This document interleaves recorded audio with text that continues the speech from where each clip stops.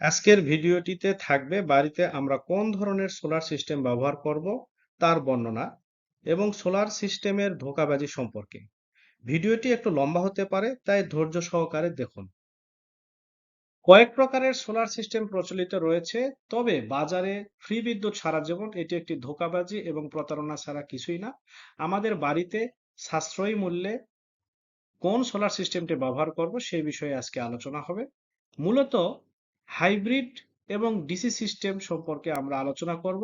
তো প্রথমে জেনে নেওয়া যাক ফ্রি বিদ্যুৎ সারা জীবন কেন ধোঁকাবাজি এবং প্রতারণা। ফ্রি বিদ্যুতের যে মডেলটি উপস্থাপন করা হয় তা সোলার প্যানেল, ব্যাকআপের জন্য ব্যাটারি এবং ইনভার্টার থাকে। এখানে দিনের বেলায় সোলারে লোড চলে এবং ব্যাটারি চার্জ হয়, রাতের বেলায় ব্যাটারি ব্যাকআপে লোডগুলো চলে। এখানে ফাঁকির যে বিষয়টি রয়েছে তা হচ্ছে ব্যাটারি, অর্থাৎ আপনার যত বেশি ব্যাকআপ প্রয়োজন তত বেশি ব্যাটারি প্রয়োজন, আর যত বেশি ব্যাটারি প্রয়োজন তত আপনার খরচ বাড়বে। ফাঁকির বিষয়টি হচ্ছে ব্যাটারিগুলোর লাইফ টাইম সর্বোচ্চ 5 বছর হয়। আমি একটা হিসাব করেছি, 2-3টা ফ্যান এবং 3-4টা লাইট ব্যবহার করতে 1 কিলোওয়াট সোলার সিস্টেমের ব্যাটারি সহ খরচ হবে প্রায় 1 লক্ষ টাকা। এর মধ্যে ব্যাটারি এবং ইনভার্টারের দাম পড়বে প্রায় 45,000 টাকা, যেগুলোর লাইফ টাইম মোটামুটি 5 বছর। এখন দেখা যাক এই 1 লক্ষ টাকা বা 1 কিলোওয়াট সোলার সিস্টেমের মডেলটি বসিয়ে আমার বিদ্যুৎ বিল কত বাঁচবে। উল্লেখ্য, প্রণীত মডেলটি আপনার পানি তোলার মোটর চলবে না। এতে দেখা যায় আপনি বিদ্যুৎ বিল বাঁচাতে পারবেন সর্বোচ্চ মাসে 500 টাকা, যা বছরে প্রায় 6,000 টাকা। অর্থাৎ এই 1 লক্ষ টাকা উঠতে আপনার সময় লাগবে প্রায় 17 বছর।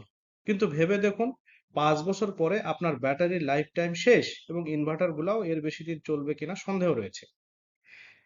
সবচেয়ে সহজ কথা, এই 1 লক্ষ টাকা যদি আপনি ব্যাংকে ফেলেও রাখেন, তারপরেও প্রতি মাসে বা বছরে এর কাছাকাছি রিটার্ন আসবে।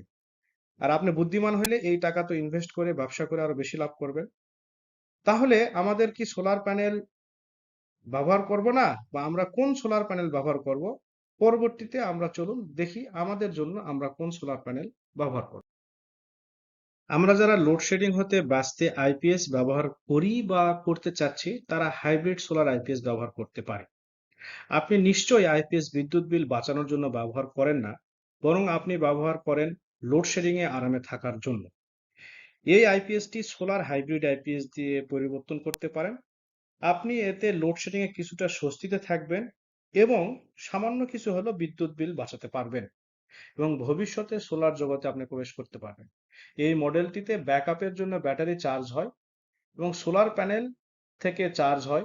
প্রয়োজনে গ্রিড লাইন থেকেও ব্যাটারিতে চার্জ করা যায়। যেহেতু আপনি আইপিএস ব্যবহার করতে চাচ্ছেন, অর্থাৎ আপনার ব্যাকআপটা অল্প কিছু লোডে চলবে এবং নির্দিষ্ট কিছু সময়, তাই এখানে ব্যাটারির ইনভেস্টমেন্ট কম।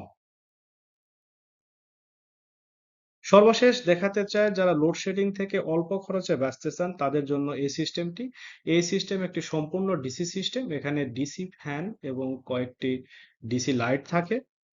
এই ডিসি সিস্টেমটি দিনের বেলায় চলবে এবং লোডশেডিং এর সময় জরুরি মুহূর্তে ব্যাকআপও দিবে। যারা চার্জার ফ্যান কিনে বিরক্ত হয়েছেন, দেখা যায় যে চার্জার ফ্যানগুলোর কোয়ালিটি খুবই নিম্নমানের হয় এবং এটা কয়েকদিন পরে নষ্ট হয়ে যায়, তারা এই সিস্টেমটি ব্যবহার করতে পারে। আমি হিসেব করে দেখেছি 3-4 বছরে চার্জার ফ্যানগুলোতে যে খরচ, তার চেয়ে এই সিস্টেমটি খরচ কম এবং ঝামেলাও কম। তাই এই সিস্টেমটি গরিবের সোলার বলে আমি বলতে চাই।